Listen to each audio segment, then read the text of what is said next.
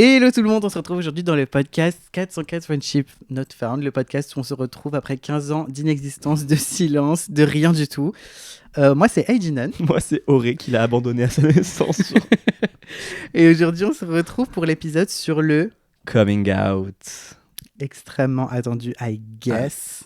Nous qui nous prenons pour on sait pas qui pour commencer, vraiment encore une fois.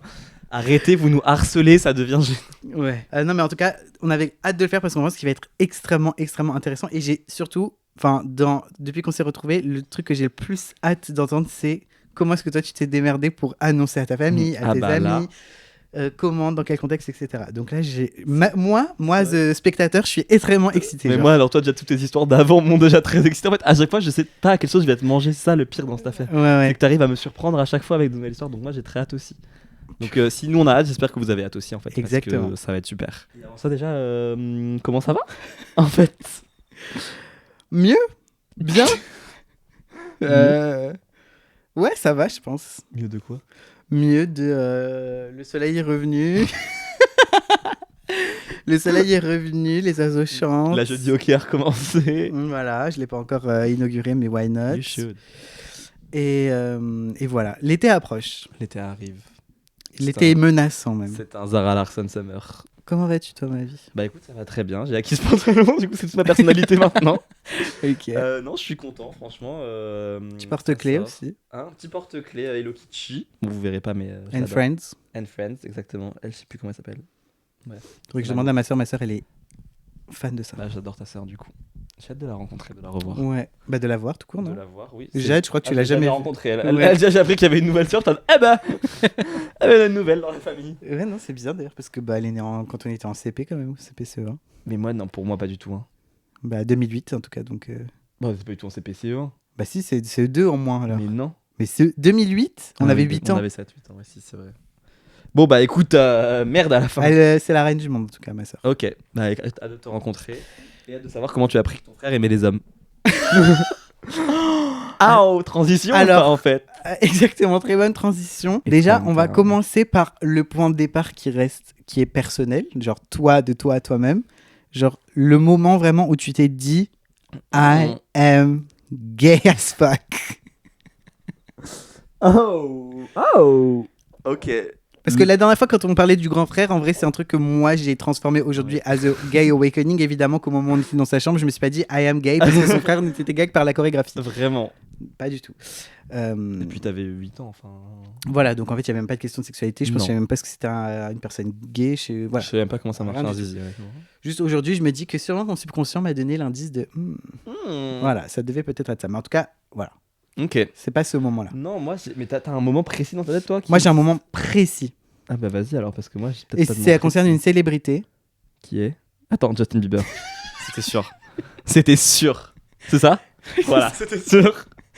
Parce que et je sais que ça c'est le cas de plein de Beliebers, de gens fans de Justin Bieber. C'est vraiment au moment de la Biebermania où genre il était genre au sommet de son art et que genre il contrôlait la planète Terre. Il faisait pas des lives où il allait sur YouTube pour regarder ses chansons? Ou pour cracher sur les gens depuis sa chambre d'hôtel. N'est-ce pas, Coachella? Donc non, vraiment l'époque My World, Mèche, Supraviolette, etc. là. Ma chambre, c'était un sanctuaire à son effigie. J'avais un poster, grandeur nature derrière ma porte, etc. Grandeur nature, genre grandeur nature. Taille réelle. Taille réelle. Sa taille de quand il avait du coup de 13 ans, mais sa taille réelle. Et je pense que le clip de Baby, alors que c'est le truc le plus hétéronormatif du monde, les garçons contre les filles, battle de danse, bullying, etc. Mais il n'y avait aucun facteur de représentation homosexuelle qui aurait pu me dire mais juste lui qui fait son petit kéké sur la table de bière, etc. J'étais en mode oh my god, I'm horny.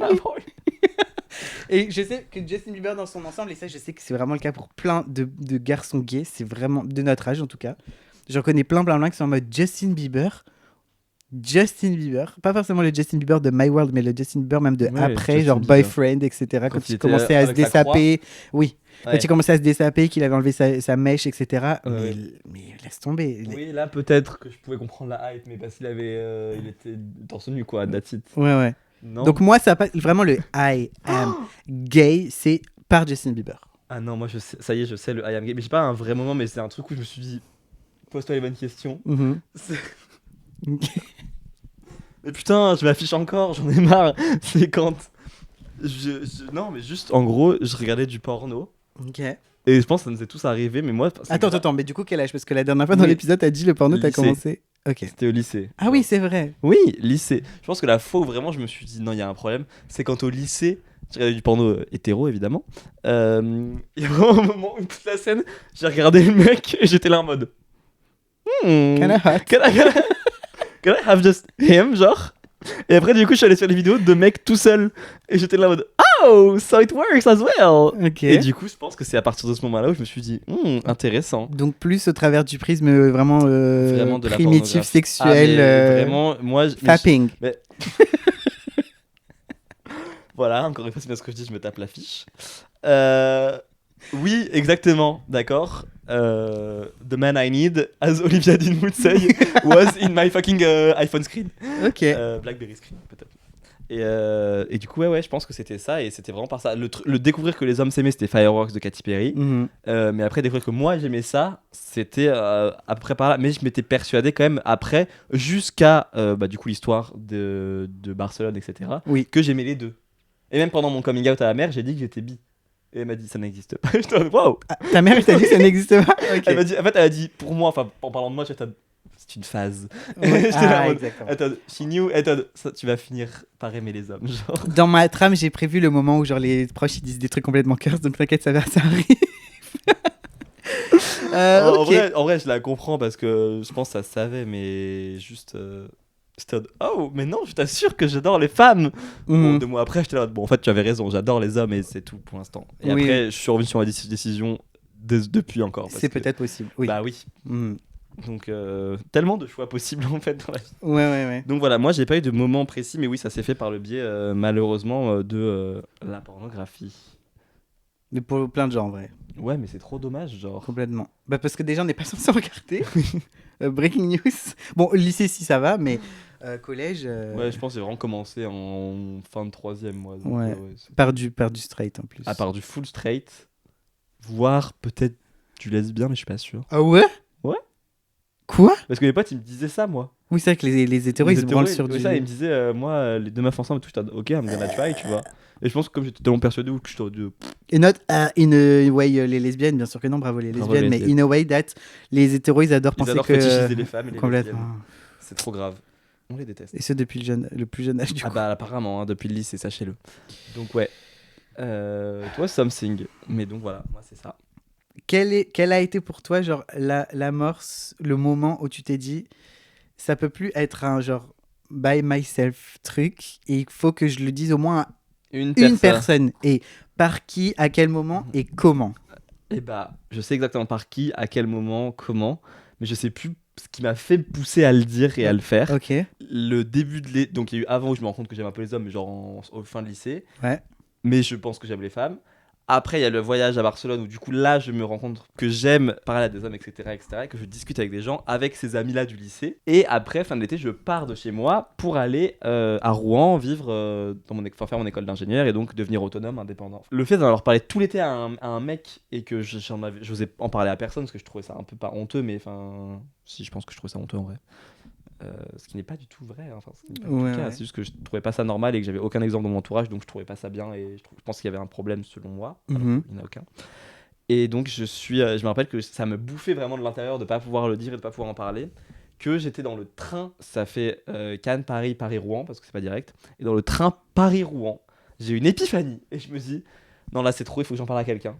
J'ouvre Snapchat et j'envoie à Océane, c'était elle la première. Okay. Et en gros, je lui dis, je pense que j'apprécie quelqu'un qui est un garçon, etc. Et je sais pas pourquoi je te le dis à toi, parce qu'on est très proches, hein, mais je sais pas pourquoi toi plus que quelqu'un d'autre, mais vraiment, il fallait que je le dise, etc. J'espère que ça changera rien entre nous. Enfin, j'en fais un big deal de fou malade, parce que pour moi, c'est un big deal à ce moment-là, donc évidemment que j'en fais un big deal. Et je me sens hyper mal, etc. et tout. Et elle me dit, ok. En mode vraiment, en fait, la réaction qu'on aimerait tous savoir, tu vois, juste de. Ok, cool, genre, trop bien, tu me le présenteras s'il faut, et voilà, on verra bien. Okay. Et en fait, ça avait fait trop du bien. Mais j'avais quand même ce truc de, c'est quand même pas bien, donc si elle le dit, je suis foutu, et il faut pas qu'elle le répète. Et du coup, je me rappelle, j'avais envoyé des messages en mode, mais vraiment, tu dis à personne. Un peu d'autoflagellation en mode. Complètement. Complètement, je sais pas si t'as vécu ça toi. Si ça peut se guérir entre temps, je serais chaud. Ouais, enfin, si je peux tomber amoureux d'une meuf vraiment pour prouver que j'aime les femmes, etc., avec grand plaisir. Complètement. Voilà. Toi, je sais pas comment c'était, si t'as eu ces mêmes trucs-là. Alors, ce sentiment d'autoflagellation, je l'ai complètement eu.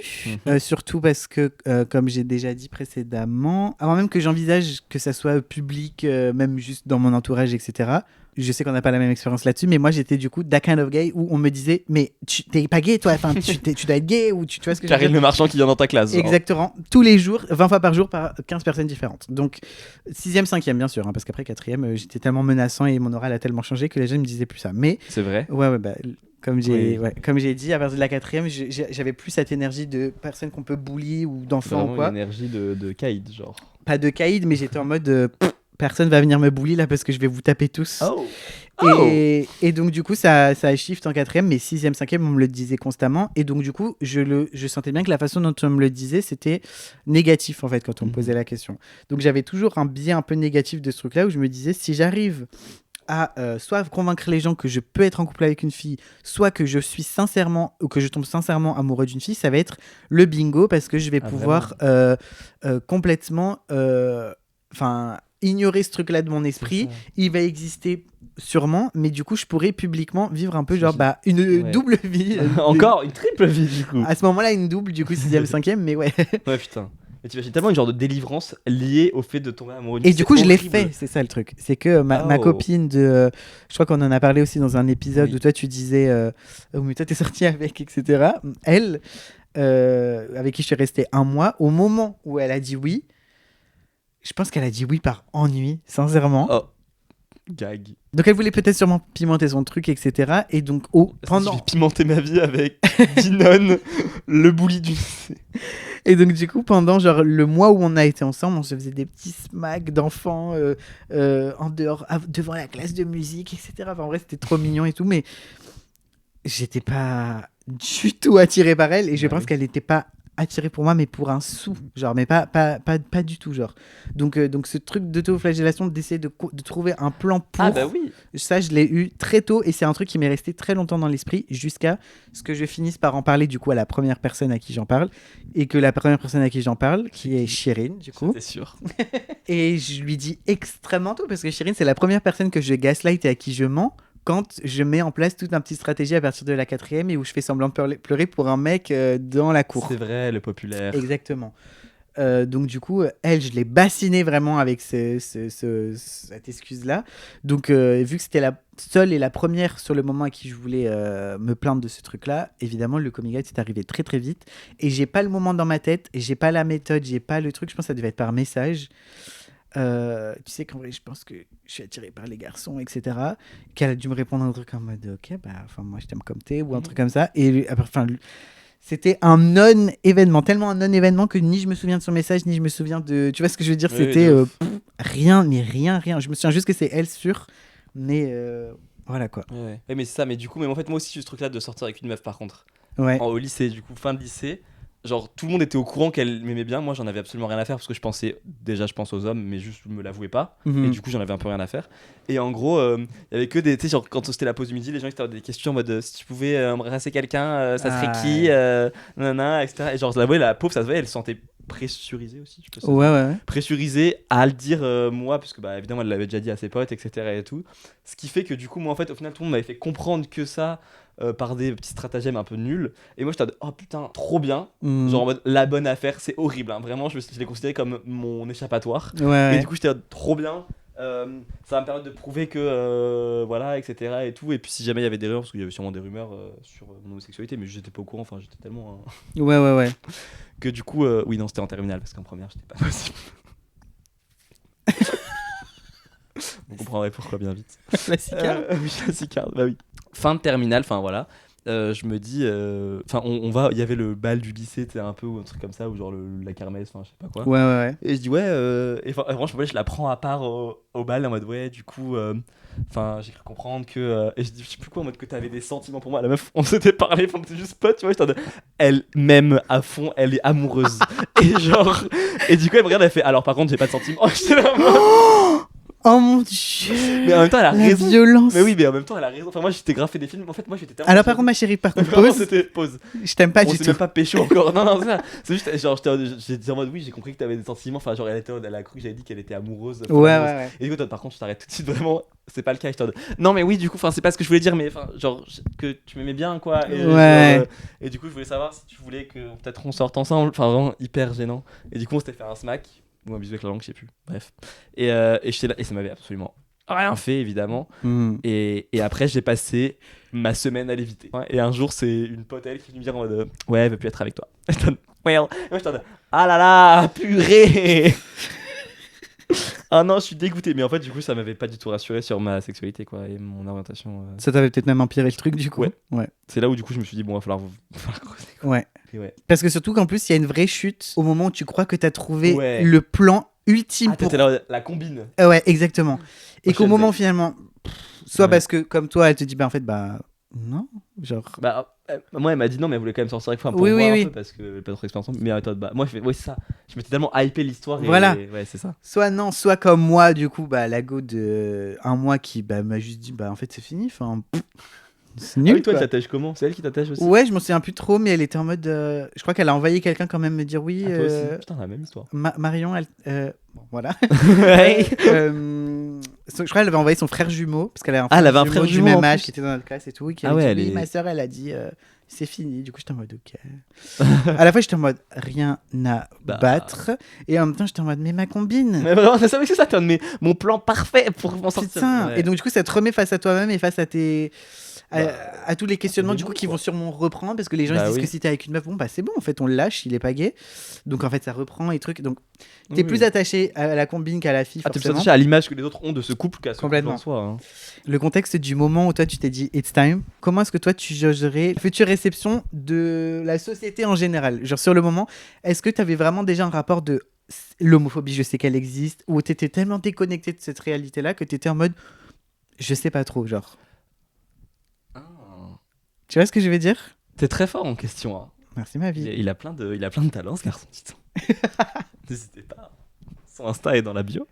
Genre vraiment le truc d'homosexualité, de queerness, ouais. Tu l'avais pensé comme un truc perso avant tout, évidemment, de ah bon, je sais que j'ai compris, etc. Va falloir le dire. Mais inscrit dans un contexte sociétal, est-ce que tu avais quel avis de. Genre la manif pour tous, ces trucs comme ça qui étaient quand même. Exactement. Bah, par exemple, pour parler de la manif pour tous, moi je me rappelle que je n'avais aucune. Enfin, je l'avais vu passer, mais on n'en avait pas parlé, j'avais aucun avis dessus. Enfin voilà, ça avait pas trop fait débat parce qu'on était quand même un peu jeunes, on avait genre 10 ans, ou tout comme ça, je crois, c'était là, 10-11 ans. Ouais. Et donc après, par contre, le contexte autour de ça, bah, je me dis qu'en fait, je sais pas comment je le prends, mais je me dis que si j'en avais tellement peur d'en parler et tellement stressé, enfin après, il y a encore d'autres trucs, c'est que j'avais conscience quand même que c'était pas un truc normal, entre guillemets, évidemment. Oui.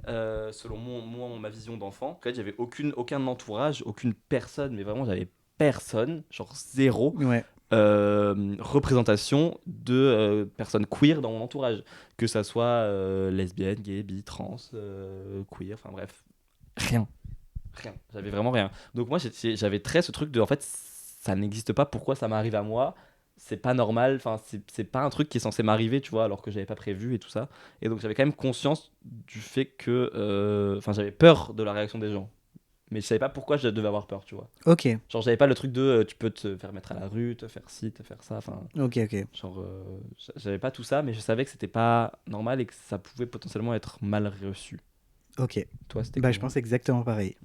Pour une fois qu'on a la même chose. Je pense exactement pareil, au sens pareil, pas renseigné à 100% sur la communauté, ce que ça veut dire, ce que ça représente au sein de la société. Politiquement, pareil, j'avais aucune... Enfin, bien sûr que non. Enfin, j'avais aucune éducation ou connaissance politique. Enfin, voilà, j'étais pas politisé du tout à ce moment-là encore. Donc, j'étais en 5e, 4e, 3e. Donc, j'avais aucune conscience politique. Donc, pareil, ce truc-là, je l'inscrivais pas dans un combat ou quoi que ce soit. J'étais en mode... Ah non, clairement pas. c'est une réalité qui vient de me toucher. Donc je sais qu'elle existe parce qu'elle est dans ma tête et que je la ressens. Mais genre, j'ai aucun événement ou aucune loi ou aucun truc auquel me raccrocher pour me dire ah, c'est un truc qui est officiellement reconnu comme étant un truc dans la société. Ouais, c'est ça. Oui, ça, j'avais pas la notion de même de coming out, de fait que ça soit un truc. Voilà. Le fameux truc que tu dis aux jeunes enfants queer quand tu leur dis en fait, vous êtes vraiment pas tout seul. En fait, c'est exactement ça. Parce que moi, j'avais vraiment ce truc de j'ai l'impression que je suis seul. Mais seul, genre au monde. T'avais quand même M qui t'avait montré. 5e, du coup, vraiment, ce sentiment de solitude. Parce qu'après, du coup, quand je les ai rencontrés, c'était vraiment la révélation de ah, du coup, ça existe. Mais vraiment, 5e, du coup, cet entre-deux où on n'arrêtait pas de me dire t'es gay, que j'essayais de me dépatouiller comme je pouvais pour me faire des petites copines, etc. Et gaslight la terre entière. Là, pour le coup, il y avait un vrai sentiment de solitude, avec comme pour seul truc où je me disais ah, quand même, ces deux garçons ensemble, bah, encore une fois, le porno. Pas d'image, pas d'événement, pas de discussion, pas de personne, pas de loi, rien qui me laissait croire à l'existence de ce truc-là, en dehors de juste moi et mon cerveau, genre. Ouais. Et donc du coup je me disais si c'est si peu accessible en termes de représentation ou de discussion ou tu vois de trucs comme ça, c'est que ça se passe pas, c'est que personne l'est et que c'est que forcément j'ai un problème, genre tu vois ce que je veux dire, parce que je ne le vois pas si ce n'est pour regarder des trucs sur des sites sur lesquels je ne suis même pas censé être. Allez, faut avoir 18 ans. Voilà, et donc du coup forcément il y a ce truc d'interdit qui continue à ajouter à ton homosexualité un truc de bah c'est forcément du coup encore moins bien parce que j'ai 14 ans que je suis sur un site porno, donc c'est vraiment... Il y a une notion de non-existence et de danger et de trucs liés à ça, d'insécurité. Exactement. Je le vois pas, je l'entends pas, personne n'en parle, il y a rien qui existe là-dessus. À l'époque, il n'y avait pas de représentation à la télé non plus, genre il y avait rien, enfin faut se rendre compte que... Je me disais, premier degré, je vais dire une phrase, mais j'étais persuadé que, enfin pendant un temps, vraiment 5e, j'étais persuadé que j'avais une maladie. Genre j'étais vraiment en mode, je suis sûr et certain qu'il y a forcément un truc qui cloche et qui peut s'arranger, genre je le sais, au fond de moi j'en étais mais convaincu comme un truc, genre mais c'était viscéral, genre j'étais en mode mais je le sais qu'il va falloir que je parle à quelqu'un de ce truc là parce que c'est obligatoire que si tout le monde, tous les garçons se mettent avec des filles et que toutes les filles se mettent avec des garçons, je dois avoir un putain de problème, genre. Mais c'était évident dans ma tête, donc pareil, raccroché à aucune forme de violence ou à aucune insulte ou quoi, mais je me disais quand je vais le dire, on va forcément me dire que c'est pas normal, bizarre, il y a un truc à faire pour changer ça et que c'est donc pas vraiment pareil que toi, genre. Ouais, ok. Mais c'est ça. Mais toi, ça arrivait beaucoup plus tôt, quoi. Ouais, vraiment extrêmement tôt. Et du coup, ça s'est arrêté. D'un autre côté, un truc quand même hyper bizarre à dire, mais le porno a permis à me rendre compte que...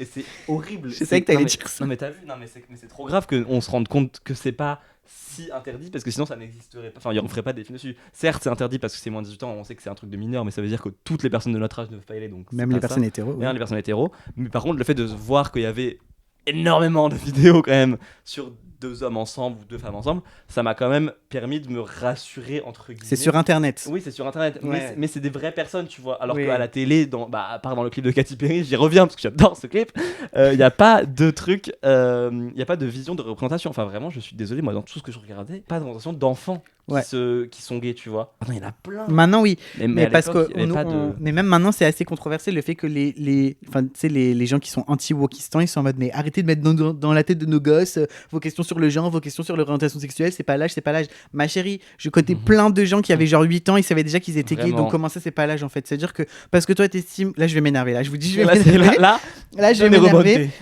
Les gens d'extrême droite qui sont en train d'être anti toutes les lois sur l'éducation sexuelle des enfants, etc. au moins dès le collège et qui sont en mode ça n'a rien à faire dans l'esprit de gens qui sont encore jeunes parce que ce sont des enfants et qu'ils ont 9, 10, 11, 12 ans, c'est faux, c'est entièrement faux. Je veux dire, moi les premiers questionnements que j'ai eus, je les ai eus, j'étais en putain de 6ème, t'as 11 ans et il y a des gens qui les ont eus encore avant en primaire. Je vais les baiser toutes, donc on en avait parlé déjà avant, on en parlait en primaire. Exactement, mais exactement. Et c'est des schémas qui ne sont pas arrivés dans notre tête par hasard, c'est pas des trucs qu'on a entendus à la télé, c'est des trucs que soit on a entendu dans les discussions de nos parents, des trucs qu'on a vus dans la rue, des trucs qui ont été inculqués, c'est pas des trucs qui viennent de nulle part. Enfin, donc arrêtez de faire les mijaurés, d'être choqués parce que vos enfants vont parler de sexe alors qu'ils sont au collège. Et surtout que c'est égoïste parce que la seule chose qui vous fait lutter contre ces dispositifs-là, c'est votre esprit puritain, coincé, qui pense que vous, à votre âge, ça ne vous avait pas effleuré l'esprit. Alors du coup, ça n'effleurait l'esprit de personne. Alors, donc en fait, c'est même pas vrai que ça avait déjà effleuré l'esprit à leur âge. C'est complètement ça. Et surtout, vous préférez du coup laisser des enfants en souffrance de quelque chose qui qui commencent à comprendre mais qui n'arrivent pas à valider pleinement parce qu'ils n'ont aucune information là-dessus, de 8, 9, 10 ans jusqu'à 13, 14, 15, 16 ans, parce que dans vos têtes, non mais on peut parler de ça avec eux qu'à partir du lycée. Bah en fait je suis pas d'accord. Pas du tout. Je ne suis pas du tout d'accord parce que moi ça m'aurait évité pendant au moins toute la 5e de me dire je pense que j'ai une maladie. Voilà. Clairement, genre. Point simple, efficace. Non, mais c'est ça. Mais j'aurais même aimé qu'on en parle plus tôt que juste d'apprendre que ça existe et que c'est possible et que c'est normal. On ne demande pas de dire comment on va créer un enfant, tu vois. On demande juste de comprendre ce qui existe dans la vie, quoi. Genre, sinon, c'est trop chiant. Exactement. Donc, voilà, c'était notre point colère du jour. Et je reviens juste au fait que ce n'est pas normal de réagir pour le si jeune, mais en même temps, ça a un impact dans le fait que, malgré moi, ça m'a aidé un peu à me rassurer comme je pouvais que c'était un semblant de normalité parce que j'ai vu des gens le faire, quoi. Oui. Mais ouais. C'est pas comme ça que ça devrait se passer, justement. Ça devrait se passer par de l'éducation. Exactement. Et par des... Encadré avec des choses prévues pour notre cerveau de préadolescent, etc. Exactement, ça devrait pas se passer par là. Mais bon, nous, malheureusement, on n'a pas eu cette chance-là. Donc c'est pour ça que maintenant, on se bat pour que ça se passe comme ça et que ça se passe dans des bonnes conditions. Et voilà, donc c'est important. Donc, ok, sur ce point-là, on est assez raccord quand même. Raccord, mais remonté. Raccord, mais remonté.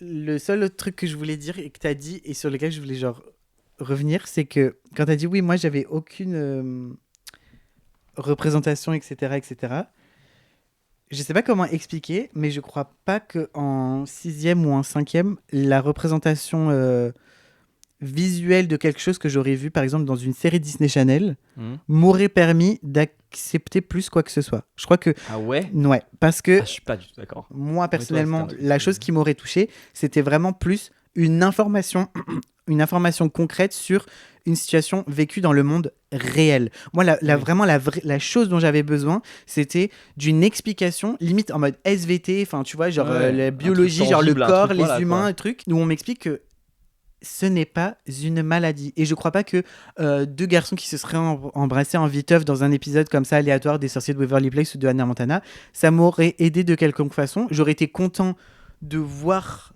que peut-être j'ai pas tant une maladie que ça, mais je pense de la même manière que je regardais les mecs baiser ensemble sur un site porno, tu vois ce que je veux dire, parce que c'est tellement éloigné de ma réalité de personnes existantes dans un monde réel. Dans un collège français. Juste, en fait, j'étais tellement paniqué sur le truc de maladie, que du coup, une série qui est un truc de divertissement ne m'aurait pas permis, je pense, même si ça avait été le cas, de soigner ce truc de j'ai une maladie. Moi, limite, j'aurais aimé qu'un médecin me dise t'inquiète, c'est pas une maladie. Genre. Tu vois ce que je veux dire ? Oui, mais tu t'es pas renseigné sur. Non, on n'avait pas internet, j'allais dire.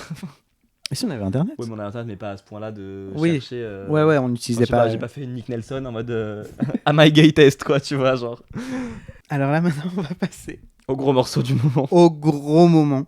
Au moment vraiment le big deal. Mais après, il y a que nous. Peut-être que nous, on en fait un big deal, mais. Complètement. C'est pas forcément obligé que ce soit un big deal. Hein, exactement. Vraiment. Donc, je veux, le contexte familial, je veux l'état émotionnel. Là, tu vas tout avoir. Ok. Je veux vraiment, tout dans le moindre détail qui te fait te dire que là, moi, je veux la famille. Le moment où c'est en mode, je suis comme ça. Alors, est-ce que t'es prêt ou pas ? Parce que moi, c'est très bizarre. C'est très bizarre. Cette histoire, elle est un peu tarabiscotée. En gros, début de mon année d'école d'ingénieur.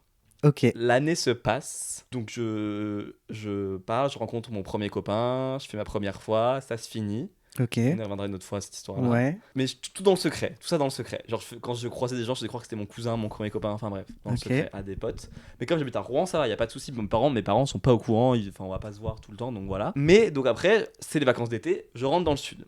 Ok. Quand je rentre dans le sud, je mets Tinder. Comme d'hab, je mets toujours j'avais gardé Tinder pour rencontrer des gens. Et donc, je passe par Paris. Donc, du coup, je mets Tinder pour matcher des gens sur Paris parce que pourquoi pas, après tout. Et après, je rentre dans le sud. Et donc là, je match cette énorme merde. Alors là, sachez que là, vous aviez 10 de remonter, vous allez avoir Auré remonté.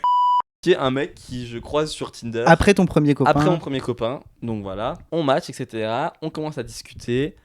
On est très sympa. Il habite à côté de Paris. Il fait un travail, je crois qu'il est comptable ou un truc comme ça. Bref, on s'en fout. Déjà, bref. Désolé, maman, je t'adore. Hein, mais Ah merde, pardon. Je rentre chez moi, etc. On commence à discuter très sympa. Et assez vite, au bout de 3-4 jours, on donne nos numéros de téléphone perso ou un truc comme ça. Et il me dit, viens, on s'appelle par téléphone. J'ai envie de t'avoir au téléphone, etc. Ok. Et donc, moi, je suis là en mode, oh là là, il est vraiment hyper attentionné, il est hyper sympa, etc. Donc là, c'est vraiment, on est en début juillet, quoi. On est en juillet. Ok. Il me rappelle, etc. Et encore une fois, il me parle. Et ça commence à partir dans du love bombing. Mais de deux côtés. Explique ce qu'est le love bombing pour les gens qui ne comprennent pas ce que Le c'est. love bombing, pour ceux qui ne savent pas ce que c'est quand au tout début d'une relation, tu envoies beaucoup d'amour par des mots d'affirmation, par des choses, mais des trucs assez forts, assez intenses. Genre vraiment, il y en a des gens qui peuvent dire ouais, t'es tout pour moi, etc. Au bout de, vous avez parlé 3 fois. Moi, je suis un peu je connais pas le mot, l'expression love bombing n'existe même pas encore à cette époque-là. Ouais, non. Et donc moi, je suis juste là en mode ok, il me donne beaucoup d'attention, ça me fait trop plaisir, j'avais besoin d'attention, enfin vraiment. Ça me fait plaisir de recevoir cette affection-là, etc. Et du coup, on passe beaucoup de temps au téléphone, genre 2-3 heures par soir. Et donc là, ça commence à continuer. Ou après, ça commence à m'appeler des fois en FaceTime, etc. pendant une semaine. Et donc, à ma mère, je lui dis ah là là, c'est un pote de mon école d'ingénieur. Il s'appelle I. Okay. En gros, j'avais dit à ma mère que je parlais à I, mais alors que je parlais à Ah oui, d'accord, ok. Et I était un gars de mon école d'ingénieur que je lui avais déjà parlé, que c'était un pote de ma classe qui était sympa. T'avais pas envie de parler de Ah non, j'avais pas envie de parler de Et ma mère, j'étais bon, bah, soupçonne rien, tu vois. Ouais. Stop that. Et donc voilà. Et donc là, au bout de 1-2 semaines, etc., il me dit oui, d'ailleurs, faut que je t'avoue, faut que je te parle de quelqu'un qui s'appelle D. Enfin, c'est quelqu'un que je vois quand même assez fréquemment, etc. et tout. Et je voulais que tu sois au courant que je vois quelqu'un d'autre aussi un peu. À ce moment-là, le commence à entretenir une relation mais hyper malsaine entre moi et D. Il dit à l'un qu'il a dit à l'autre ça. Le lendemain qu'il me dit ça, il me dit mais tu sais Aurélien, tu peux me dire que tu m'aimes, etc. et tout. Et je suis là en mode bah je sais pas si je t'aime. Bah si, tu m'aimes. Et je suis en mode bah je sais pas. Il est en mode bah si, vas-y, dis-moi que tu m'aimes. Et je dis je t'aime. Ah merde. Je dis je t'aime à oui, alors que je l'ai jamais vu en vrai, hein, toujours, on tient à rappeler. Et après, il y a un jour, il m'appelle en FaceTime, qui est à côté de lui, D. Ok. Donc il m'appelle, D est à côté. Ok. D est à côté, torse nu. Ok. Et je commence à m'énerver un peu en mode ça. Il dit pourquoi tu le prends mal, etc. et tout. Je croyais que tu m'aimais, etc. et tout. Et là, D qui comprend, qui apprend aussi que je lui ai dit que je l'aimais, donc ça crée une genre d'embrouille à 3, etc. Ok. Bref. Vraiment triangle. Ah non, mais triangle amoureux, mais horrible, de lui qui contrôle tout, etc. Qui veut de l'attention, alors que, bref, pas quelqu'un de recommandable. La manipulation, hein. J'avais toujours 17 ans à cet âge-là encore. Je tiens à le rappeler, il en avait 23, 24, je sais pas. Ouais. Après, à un moment, il m'envoie une photo de eux deux en caleçon, à côté. Ok. Et moi, je suis là en mode, mais qu'est-ce qui se passe? Et moi, du coup, je suis en mode, mais attends, il faut que j'aille à Paris, en fait. Il faut que j'aille le voir. Ok. Il faut, etc. Et donc, en parallèle de tout ça, donc ça dure donc vraiment 1 mois. Et donc, moi, je me mets dans des états, je commence à pleurer pour rien, etc. Et tout. Et je dis à ma mère, non, mais t'inquiète. Enfin, vraiment, genre. Bon, elle est plus très dupe à ce moment-là. À un moment, elle dit, mais t'es sûr que tu parles à I? Parce que j'ai entendu le prénom quand même plusieurs fois. Et je dis non, j'avoue, je parle à mais enfin voilà quoi, c'est un gars. Mais donc elle savait qui c'était à ce moment-là? Elle connaît le prénom, mais elle sait pas qui c'est. Ok. Bref, et donc qui entretient ce triangle amoureux, qui me fait me sentir comme une merde, qui me dit de lui dire je t'aime, qui me force à lui envoyer des nudes. J'ai pas précisé, mais bon, fallait sans douter que ça allait arriver dans tous les cas, parce qu'évidemment, les hommes, on les déteste. Qui dit si tu m'envoies pas ça, ça veut dire que tu m'aimes pas, nanana, et moi je dis mais si, je t'aime, bref. Donc voilà, ne vous laissez pas manipuler par des énormes merdes. Et à un moment, je me dis, enfin, on avait parlé toute la journée, il m'avait dit non, mais là il faut que tu viennes à Paris, sinon en fait je vais finir avec des. Sinon je vais me mettre avec des en couple et voilà quoi. Et ça sera fini pour toi. Arrive ce moment où du coup, un soir, je rentre du taf et je dis à ma mère, est-ce que tu penses que je pourrais aller voir à Paris oui. Et I. Et donc bref, elle me dit ok, à réfléchir, mais moi dans l'idée, j'ai pas de souci avec ça. Je suis bon. Ouais, j'étais comme ça quand j'ai demandé à ma mère. Ok. Donc je vais me coucher, etc. Et tout. Et ma mère, comme vient me dire au revoir, elle va me faire un bisou parce que moi je suis encore un grand enfant, j'ai besoin d'un bisou de ma maman avant de dormir. Et donc elle me fait un bisou et elle me fait des petites papouilles et moi je suis comme ça en train de m'endormir, etc. Et tout. Et donc elle me dit et du coup pour aller à Paris et tout, ça va aller et tout. Je dis oui, etc. Mais je suis un peu sleepy, tu vois. Et elle me dit mais d'ailleurs il aime les filles. Et je suis là en mode non. Et oui, il aime les garçons. Et je suis en mode oui. Et toi t'aimes les garçons? Oui. Et là, j'ouvre les yeux. Et là, je me dis, oh, elle m'a fait un échec et mat. En fait, Attends, mais elle t'a piégé? Elle m'a piégé. Mais c'était pas du tout diversion. Elle m'a juste dit, d'accord, je t'aime. Elle me fait un bisou et elle se ferme la porte. Et moi, je suis comme ça dans mon lit. En mode, qu'est-ce qui vient de se fucking passer? Non, mais je t'avais dit que tu serais pas prêt pour ce plot twist. Attends, mais c'est le meilleur coming out du monde. She's so good. Elle l'a fait pour toi? Elle l'a fait pour moi. She's so fucking good. She's the best. Enfin, c'est la meilleure. C'est pas la meilleure chose, mais moi je l'ai très bien pris. Ok, ouais. Genre, j'aurais pu le prendre en mode on m'a volé mon. Je reviens sur tout ce que j'ai dit. Si ma mère elle avait fait ça, je l'aurais détesté. Non, moi je trouvais ça très bien parce qu'après elle a dit je t'aime, tu vois. Elle a pas dit, elle a pas juste dit et elle est partie. Enfin vraiment elle m'a dit ok je t'aime. Et du coup moi je dis oui, j'ouvre les yeux et je dis mais j'aime les filles aussi. Ok. Parce que je suis encore à la période. Et elle me dit d'accord, pas de soucis, je t'aime. Et elle va se coucher. Donc moi je suis tout seul dans mon lit comme ça. Et en plus mon père n'était pas là. Et en fait ma mère, il faut savoir que j'avais pas trop peur de sa réaction, je m'en fichais un peu. Enfin je savais très bien qu'elle allait bien le prendre, enfin je n'avais pas de soucis qu'elle avait avec moi. Mhm. Mais mon père, j'étais terrifié, tu vois. J'étais Ouais. là en mode. Et mon père était en voyage d'affaires en plus, donc il était pas là. Le lendemain, je lui en parle, etc. Et tout. Je suis en mode, mais je sais pas et tout. Et déjà, cette reine, non mais cette reine quand même, elle me dit, je pense pas que Will soit une bonne personne. Ok. Et en fait, je fais, bah, comment tu dis ça? Elle dit, bah, du peu que j'ai vu, les stars dans lesquels tu t'es mis pour lui, alors que tu l'as. Du coup, je lui explique un peu que je l'ai jamais vu, tu vois. Mhm. Elle me dit, si c'était toi, je n'irais pas à Paris. Et même si c'était toi, j'arrêterais de lui parler. Et je sais pas, ça a fait un électrochoc, parce qu'évidemment, le regard de ta mère, enfin, moi, le regard de ma mère, c'est le truc le plus important dans ma vie. Mhm. Et du coup, j'étais là en mode, ok. J'ai envoyé un message, j'ai tout coupé avec le soir même, Grâce à ta mère. grâce à ma mère. Mais en parallèle, je t'en mais du coup, tu peux en parler à papa, etc. Et t'en oui, mais quand il rentrera, etc. Tout, je t'en mais je sais pas, etc. Et on verra, c'est pas grave, et tout ça et tout. Et donc là, j'ai passé 2 jours dans l'angoisse. De Et son dans retour. L'angoisse du retour de mon père. Bref, donc on se met à table, la table de dehors, tu sais, sur la terrasse. Je sais Ouais. pas si tu vois la Oui, grande table, c'est bon, j'ai. voilà, on se mettait là. Bah là, il y a une photo que je t'envoie Ouais, ouais, bah dessus. ouais, ouais. Et on se met là, et du coup, j'ai dit, ben voilà, et tout. Du coup, bah, je pense que j'aime aussi les garçons et tout. Et qui dit, bah écoute, ok, enfin, genre, pas de truc horrible, mais pas de réconfort trop non plus, tu vois. Ouais. Et je suis un peu en mode, bon, c'est mieux que ce que je m'attendais, donc je suis content, tu vois. Mhm. Et je sais pas, et je dis, mais vous avez des questions, trucs comme ça, et tout. Enfin, genre, vraiment, je suis trop mimi, je sais pas quoi dire. Et là, mon père, zéro van, il est assis, comme ça, comme je suis assis actuellement. Il me dit, bah oui, quand même, tu croises les jambes. Ah. J'étais là en mode. Et là, je le regarde et je dis, bah toi aussi, là. Et vraiment, il était vraiment assis comme ça. Ouais. Et Todd, oui, moi, c'est pas pareil. Et Todd, Ah. d'accord. Pardon. D'accord, pardon. My bad. Excusez-moi, j'ai Je pas encore les lunettes pour bien Vraiment. analyser le croisement de jambes quand il est fait par un gay, quand il est fait par un C'est un hétéro. angle aigu et pas un angle obtus. Exactement. Et du coup, j'étais en mode, well. Et du coup, après mon coming out, bah, en fait, c'est juste mes 2 parents. Hein, mon père était un peu là en mode, on a plus peur pour toi, on a peur des autres, on a peur de ça parce que eux, peut-être, avaient vu avec, je sais que le mariage pour tous, etc. et tout, avaient peut-être été plus sensibilisés à ça. Et comme ils n'avaient pas non plus, eux, non plus beaucoup conscience de ce que c'était que l'homosexualité ou la queerness ou quelque chose comme ça, ils étaient pas, ils savaient pas comment aider, tu vois. Et du coup, ils m'ont dit ça parce qu'ils avaient peur pour leur enfance, que je peux comprendre, même si je pense que moi, c'est pas ce qui m'a aidé parce que du coup, j'ai eu beaucoup de mal après à me réassumer auprès d'autres personnes. Et donc, j'ai repassé 1 an dans un beau placard. Et mon frère l'a su 2 ans après, je crois. 2 ans après tes parents? Ouais, parce qu'en gros, il était jamais là, enfin, on se voyait jamais. Ah Parce oui. qu'il était à Paris, Ok, moi pour j'étais à ça. Rouen. Et du coup, un jour, on s'est vu et je lui ai dit, et il est tombé, mais sur le cul. Ah ouais? Et j'étais en mode, bah, Mago, fais un effort. Et il était vraiment là, en mode, mais non.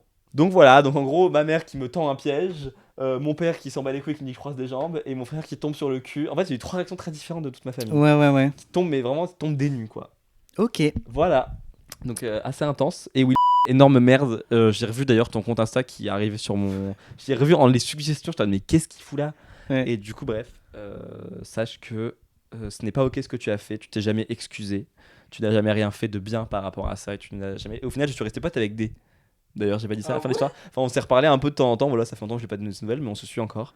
Et Et il est d'accord pour dire aussi et que c'était une merde. mais c'est une énorme merde. Tous les deux en mode, mais c'est quelle merde. Et vraiment, à chaque fois, on se félicite d'avoir passé cette épreuve là parce que c'était vraiment une grosse merde qui jouait avec nos sentiments, avec nous, avec notre faiblesse de personnes, jeunes personnes queer. Voilà, j'ai réglé un peu mon bif aujourd'hui, ça me fait plaisir. Donc voilà, Ok.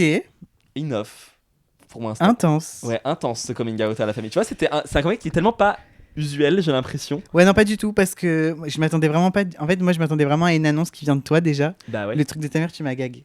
Bah franchement, mais même elle m'a gag. Et en vrai, je comprends que ça puisse être mal perçu. Enfin, si des gens peut-être vont penser que c'est pas cool. Je vais parler de ça après. Mais moi, je pense que ça m'a fait du bien et que ça m'a aidé à le faire parce que sinon j'aurais mis encore plus de temps à le c'est dire. tombé dans le bon. C'est tombé au bon moment. Toi, ça t'a convenu que ça se passe comme ça. Oui, exactement. Et moi, ça m'a convenu comme ça. Et j'entends complètement qu'il y a des gens qui pourraient ne pas du tout apprécier et qui ne le vivraient pas bien. Moi, ça m'a beaucoup aidé parce qu'en plus, il y avait tout le contexte autour où j'avais besoin d'un peu de quelqu'un à qui en parler. J'avais personne à qui en parler aussi. Hmm. Et du coup, le fait qu'elle me dise qu'elle m'aimait, etc., et que ça changeait rien, enfin, ça m'a fait beaucoup de bien. Et elle a un peu peut-être mal amorcé, mais elle a très très bien désamorcé. Oui, le Comme plus important, l'autre, c'est Le toi. plus important, c'est moi. C'est chacun a son coming out, sa manière de le réagir, etc. Complètement. Donc là, I'm good. Trop bien. Voilà. Toi, du coup, c'était quoi? Déjà, c'était à quel âge? C'était comment? Moi, c'était l'année de seconde. Ok. Alors, toi, ça a pas... Enfin, en tout cas, je décèle pas trop ça dans ce que tu me racontes, mais quand même, moi, j'ai connu la période adolescente où tu t'entends pas du tout avec ta mère. Non, j'ai jamais eu ça, moi. Voilà. Et not in a sense that c'était tous les jours parce que c'était clairement pas le cas et que ça a duré peut-être aller 1 an ou 2 et c'était des disputes de temps en temps. Mais je sentais bien qu'il y a une période, la période que à peu près tous les parents ils vivent avec leurs adolescents quand ils sont soit trop silencieux, soit ils font tout le temps la gueule, soit ils veulent rien faire, soit truc, machin, truc. Bon, moi, c'était un peu un melting pot de tout ça, vu que je disais rien et que je voulais rien faire et que j'étais toujours dans ma chambre et que j'étais silencieux et qu'on savait rien et que truc et que Hannah Montana, quoi. Donc, du coup, tout était mélangé dans mon esprit et j'avais la sensation que la mauvaise entente que j'avais avec ma mère, et qui parfois était un peu pesante, j'étais en mode j'ai pas envie de rentrer, je sais très bien qu'on va s'engueuler, truc, etc. Moi, j'étais persuadée qu'elle était liée au fait que je lui disais pas que j'étais gay, que je lui cachais ce truc-là. Ah, et qu'elle s'en doutait, qu'elle voulait pas... Pas ça, mais je me disais, je pense que ça va tout désamorcer dans ma relation avec ma mère le moment où je vais lui dire, maman, I'm gay. Ah, j'avais pas compris que en gros tout allait se régler quand elle allait lui dire ça. Exactement. Moi, complètement, du coup, neuneu, genre, qui avait pas compris que, ma chérie, même si ça tu le caches pas, il y a genre 95% des autres trucs que tu caches. Quatrième, troisième, en vrai, je me disputais pas avec ma mère. Hein. C'était vraiment l'année de seconde. L'année de seconde, j'avais des notes horribles, c'était l'entrée au lycée, j'étais à la ZEP complet, enfin bref, c'était vraiment l'année où j'étais, où on se disputait le plus, quoi, tu vois. Et du coup, j'en parlais avec ma copine Chirine et nos 2 copines qu'on s'était faites cette année-là. Et j'étais en mode, les copines, là, je crois que vraiment pour que ça se passe mieux avec ma daronne, il faut que je lui parle du fait que je suis gay, etc., etc. Et c'était en mode, mais vas-y, mais ta mère, en plus, elle est trop cool parce qu'elle venait souvent dormir à la maison, les 3. Elle est trop cool et tout, c'est sûr, elle va rien dire, etc. J'étais en plus. I know qu'elle va rien dire. Genre, je la connais, ma mère. Je connais son passif, je connais son. Ah, elle va rien dire. Est-ce que tu en avais déjà parlé un peu avec elle de l'homosexualité en général? Oui, parce qu'elle avait un pote à elle qu'elle côtoyait, que j'avais déjà vu quand j'étais petit, parce qu'on le croisait à la boulangerie, donc j'ai dû le voir 2 fois. Je savais. Banette. Hein? Cette banette. Ouais, exactement. Humble banette. Et donc, du coup, je savais qu'elle avait un rapport à l'homosexualité qui était genre, ok, quoi, tu vois ce que je veux dire? Donc, j'étais pas du tout stressé par. La réaction elle va me virer de chez moi ou quoi, un truc qui est disproportionné, pas du tout. Mais j'étais en mode, faut quand même le dire, ça reste quand même une annonce, machin. Oui. Ok, tu voulais le faire en mode annonce. Exactement. Tu voulais le faire comme ça parce que tu avais vu qu'il fallait le faire comme ça ou parce que tu t'étais dit dans la tête qu'il fallait le faire? Et là, tu viens d'amorcer exactement le cœur de mon coming out. I'm so good. Vraiment. Je discute avec 7 de mes copines pendant quelques mois, etc. Et du coup, je dis, pour l'anniversaire de ma mère, qui est née un humble 19 mai, qui est taureau, je leur ai dit... Ouais, c'est bientôt. Je leur ai dit, je pense que je vais écrire une lettre à ma mère. Oh, waouh. La plume d'oie qui est sortie. Non, mais c'est Mimi, tu fais comme tu peux. Genre... Je vais dire après mon avis là-dessus, du coup, mais je vais écrire une lettre à ma mère et je vais lui annoncer que je suis gay. Je vais déposer la lettre et je vais partir en courant. Donc du coup, parce que j'étais en mode, je ne peux pas, c'est en dehors de mes capacités d'avoir un moment cringe, juste parce que je trouve le moment cringe, pas parce que je vais pas y arriver, mais parce que je trouve ça genre, maman, en fait, je suis gay. Voilà. C'est vrai que je suis content de l'avoir évité, moi, à ce moment-là. Pour moi, ça fait genre film français, c'est pathos, c'est genre, ça me dégoûte, c'est genre... Things de merde. C'était tout le contraire de moi, genre. Et sache donc, que je l'ai fait. J'étais en mode... Je vais l'écrire et comme ça elle le lit et that's it. Et donc du coup c'était en mode vas-y maintenant fais-le. En plus ça va tout arranger. Elles étaient persuadées, forcément elles vivent pas avec moi non plus, donc elles étaient persuadées que c'était vraiment la solution. Et donc du coup j'ai écrit cette humble lettre la veille au soir, je la dépose sur la table, je m'enfuis. Bisous, je m'en vais, je prends le bus. Oh non. Je prends le bus. Du coup il y avait écrit quoi sur cette lettre? Je sais plus ce que j'avais écrit, mais des trucs. Maman, je pense que je te souhaite un joyeux anniversaire et je t'annonce que j'aime les garçons, parce que j'avais pas dit je suis gay. J'avais trop de problèmes avec le fait de le formuler et de l'écrire comme ça. Et du coup, j'aime les garçons aussi, blablabla, blablabla, etc. Je dépose la lettre, je prends le bus. 10 minutes après, je prends le bus. Dans le bus, bref, je t'aime, gna gna gna, les trucs comme ça. Et après, mes parents, dans le message, elle dit un truc. Elle dit, de toute façon, je l'ai toujours su, blablabla, blablabla. Aïe. Ça, c'est un truc qui est hyper commun à plein de parents qui le disent à plein de personnes, etc. Et j'étais en mode, bon, je suis libéré, c'est fait. Par contre, elle m'a saoulé avec cette phrase. Je l'ai toujours su en fait. Ça m'a saoulé. Ah, vraiment? Comment ça, t'as assumé ça alors que c'était à moi de te le dire? Et donc, du coup, exactement. Et donc, du coup, je vais au lycée, je dis à Chirine et aux 2 autres copines, bon, c'est bon, j'ai déposé la lettre, elle m'a envoyé un message, tout se passe bien. Mais bizarrement, dans mon corps, j'avais un truc de, rien changé. Ça a rien changé. Ça a rien Le poids changé. n'a pas été enlevé, quoi. Mais pas du tout. Et donc, du coup, elles m'ont félicité. Elles m'ont dit, bon, bah, trop bien. Et tout, ça va tout régler. Elles étaient persuadées du truc. Mais vie, c'est trop mignon. Ouais. Et en rentrant, j'étais gênée de les premiers jours. Bah, comme toi, t'as eu genre en mode la paralysie dans le lit de, oulala, qu'est-ce qu'il y a? Exactement. Tout va changer, etc. J'étais gênée à l'idée de converser, enfin, tu sais, de discuter avec elle. J'avais pas envie d'avoir d'interaction avec elle, etc. Machin et tout. Et donc, du coup, ça dure comme ça une première journée, une deuxième journée. Et à un moment, elle me bouscule, genre, et elle me dit, bon, bah, ça va, c'est rien non plus. Tu vas pas non plus continuer à faire la gueule pour ça, pour son temps. T'as pas non plus une maladie grave. Non, non. Tu sais, genre en mode, elle fait la taureau, quoi. Et je t'en mode, bah. Elle fait la taureau. Et je t'en mode, bah. Ok, mais enfin, genre en mode, j'ai le droit d'avoir un moment d'acclimatation, enfin, genre en mode truc. Mais donc, c'est pas un aussi big deal pour eux que pour nous, quoi. Exactement. Sur le moment, j'avais pas la maturité pour comprendre, évidemment, que c'était pas des réactions qui étaient propres à elle, c'était des réactions qui étaient propres à les parents, sa génération, leur âge, leur manque de connaissances, de tact, etc. Mais sur le moment, j'étais un peu en mode, bon, en fait, elle le sait, c'est le principal, mais j'ai l'impression que dans ma relation avec elle, ça n'a rien réglé. Et effectivement, ça n'a rien réglé parce que le souci, c'était juste que bah, j'étais un ado, que c'était une mère, et que pour le coup, on a eu la trope de la mère et de l'ado qui peuvent pas se blairer pendant un temps, comme plein d'autres parents ont avec leurs ados. Enfin voilà quoi. C'était pas du tout lié à ça. Donc voilà. Je suis pas trop fan de mon coming out en vrai. Mais c'est pas toi qui décides dans tous les cas. De quoi? C'est pas toi qui choisis comment tu le fais. Enfin, toi, mais pour moi, ce que je veux savoir, c'est pourquoi tu t'es dit je vais écrire une lettre. Qu'est-ce qui t'a dit je vais écrire une lettre, je vais partir. Enfin, moi, est-ce que genre tu l'as vu quelque part? Est-ce que tu Non, je l'ai pas vu quelque part. Moi, j'étais juste anti-moment cringe, anti-moment Je gênant, trouvais ça cringe. anti-conversation. Et justement, Ouais, ça, alors que t'en parler, ça... moi, je sens ça m'aurait réglé plus de soucis d'en parler directement. le recul que j'ai par rapport à mon coming out aujourd'hui, c'est que je ne l'aime pas parce que il est pas du tout représentatif de ma personnalité. En parler avec elle, ça va créer un moment cringe. Voilà, en parler avec elle, ça va créer un moment cringe. En fait, je trouve que écrire une lettre et partir, ça fait tout aussi film français et ça fait tout aussi cringe.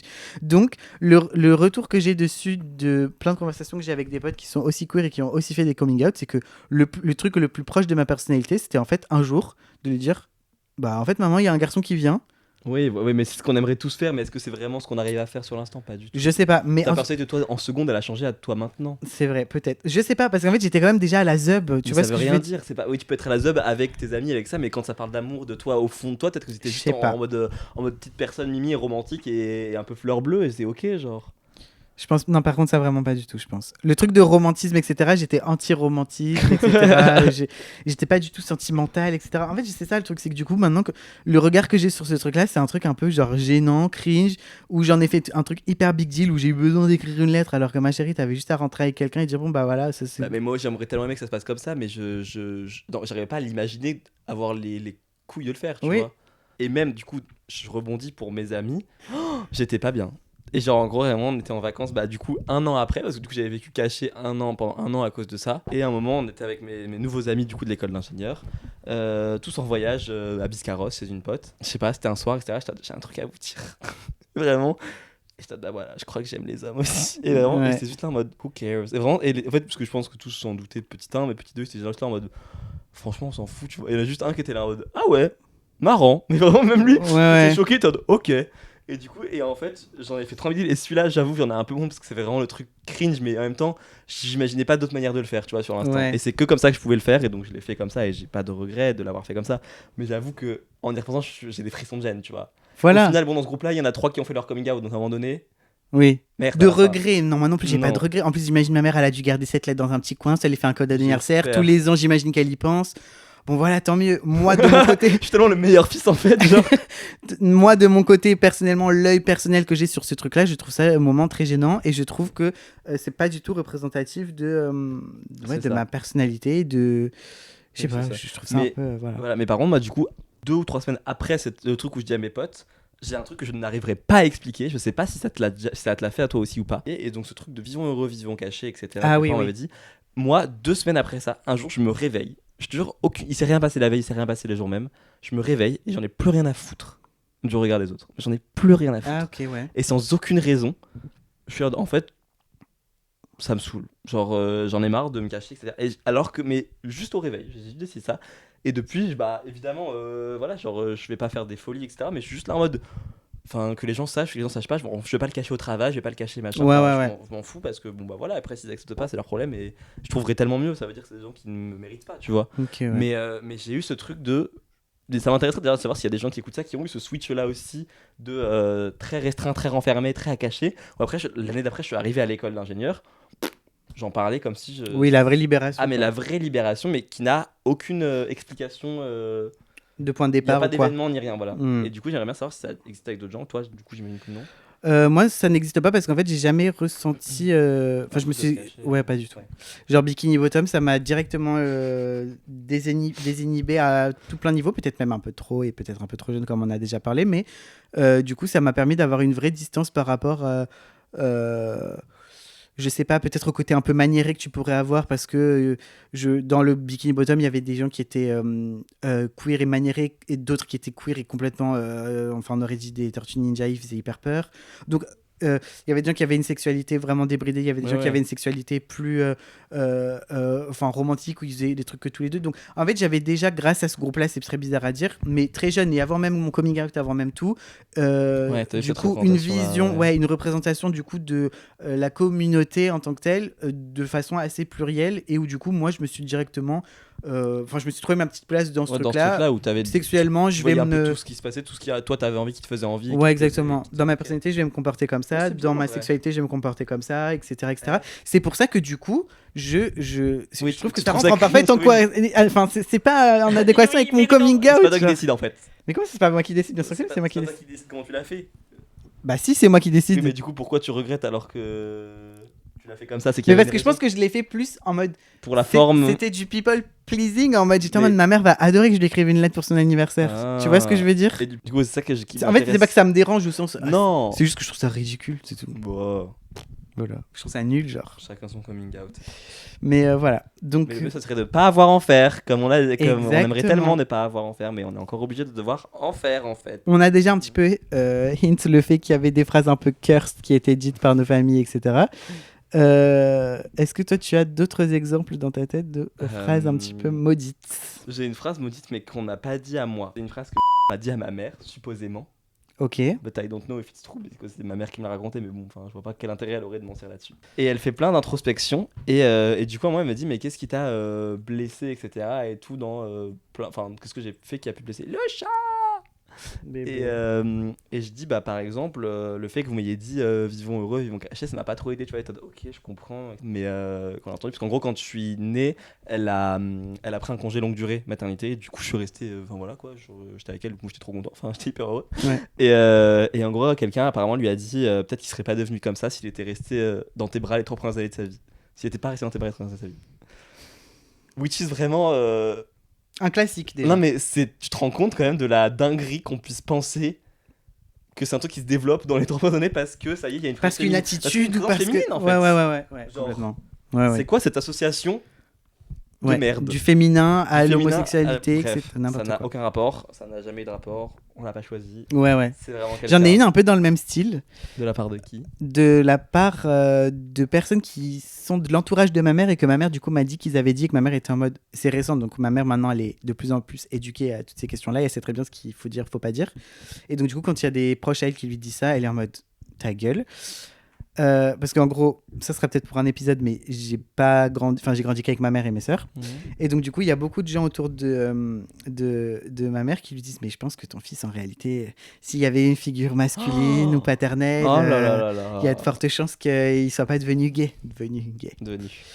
Donc, déjà ça, mais bon, ça me touche mais pas le moins du monde. C'est une question que je me pose des fois. Est-ce que si on t'avait donné le choix d'être queer, ouais, t'aurais choisi d'être queer ou alors, il y a des moments évidemment que non, parce que je me dis, ça aurait été plus simple si. Et en même temps, je me dis que ce truc-là me donne une perception sur le monde que je n'aurais pas si j'étais 100% privilégié, que du coup, j'avais pas à me poser des questions.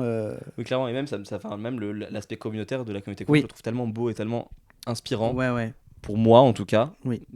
Mais moi, je trouve ça trop beau et je trouve ça tellement beau tout ce qu'on fait et tout ce que on met en valeur et on met en lumière et tous les combats qu'on mène, je trouve ça trop bien. Et du coup, je trouve que c'est pour ça que il y a des moments où évidemment où t'as pas envie parce que bon, il y a des trucs liés à tout ce qui est queerphobie, etc. Ouais. Mais dans tous les autres moments, je suis dans aucun cas j'aimerais changer ça parce que en fait, j'aime trop le fait de faire partie de cette communauté, d'en être fier et de montrer que. Et surtout qu'elle te permet, je vais faire une très bonne transition, mais de pouvoir faciliter un peu tout au long de ta vie le coming out qui ne s'arrête jamais. Voilà, c'est la petite conclusion de fin. C'est que le coming out, on a l'impression qu'il se fait une fois et qu'il est très intense quand il est fait auprès de ton entourage proche, quoi. Donc ta famille, tes parents, une fois qu'ils sont au courant, t'as l'impression que c'est genre un truc de fou et que c'est fini. Et en fait, c'est pas fini parce que tu changes de taf, bah faut dire à ton taf. Mais du coup, moi, maintenant, vu que mon coming out, je le trouve gênant auprès de ma mère, bah maintenant, je suis vraiment trop content de pouvoir le faire d'une façon qui est genre... c'est un non-événement, genre, en mode... Oui, bah voilà, comme ça, tu t'en parles. Si dans tous mes tafs, je suis en mode, bah là, mon copain, là, truc. Et après, je vois au regard de la personne si... il y a un hic ou s'il n'y a pas un hic. S'il y a un hic, je te parlerai plus de ça. Si je vois qu'il n'y en a pas, tant mieux. Ouais, voilà. Mais bon, c'est en train d'évoluer un peu. De toute façon, dans le milieu dans lequel j'évolue, moi, ça va. Mais oui. Ça dépend où, évidemment. Enfin, quand j'étais ingénieur, pas du tout, tu vois. Là, oui, si tu... Dans le monde du cinéma, bon, c'est moins... Bah, LC, ça reste un truc un peu secret, quoi qu'il arrive. Ça va. Si tu développes ton professionnel ou même tes loisirs, etc., dans un contexte artistique ou quoi, forcément, c'est pas très dangereux d'être queer. C'est pas dangereux, mais c'est mal vu, encore. Ah genre, ouais.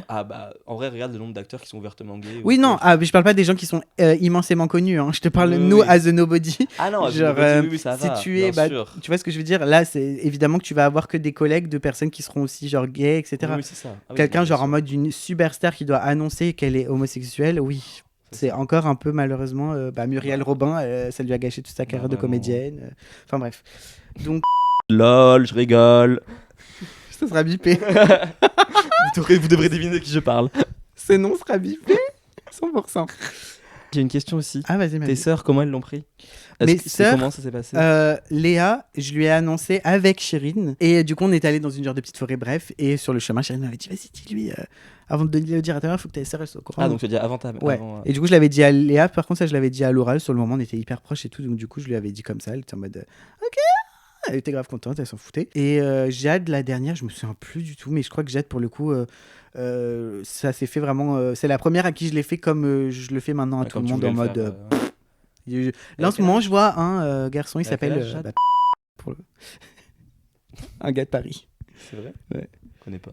Je te montrerai sa tête après. Et tu le vois en ce moment? Ah non, pas du tout. C'est en arrivant sur Paris. Ah ok, qu'est-ce qui se passe? En arrivant sur Paris, ma soeur, du coup, je lui parlais d'un mec que je voyais. D'accord, oui, ok. De aussi. Un deuxième. De T. Another one. Bon, et bien du coup, on a fini enfin de nous raconter un petit peu les péripéties de ce sujet qui est quand même extrêmement, extrêmement central dans nos vies, malheureusement. C'est vraiment la même réaction. Je pense qu'on n'a pas encore tout dit. Il y a tellement de choses à dire là-dessus, sur même la perception des autres. On fera une partie 2 peut-être plus générale sur pas forcément nous, mais sur la notion en général, la place qu'elle a dans la société. Est-ce que les gens ont changé de comportement avec toi? Oui, non, comment est-ce qu'ils se comportent avec toi, etc. Donc il y aura une partie 2 un petit peu autour de ça. Au moins story time plus général. Et voilà. Et d'ici là, on fait des gros bisous et merci d'avoir encore écouté. Merci à vous. On vous laisse également mettre des petits commentaires, des petites étoiles sur les plateformes pour le référencement du podcast. Ça nous aide, ça nous fait toujours plaisir. Et on vous dit du coup à la semaine prochaine. Bisous. Bisous.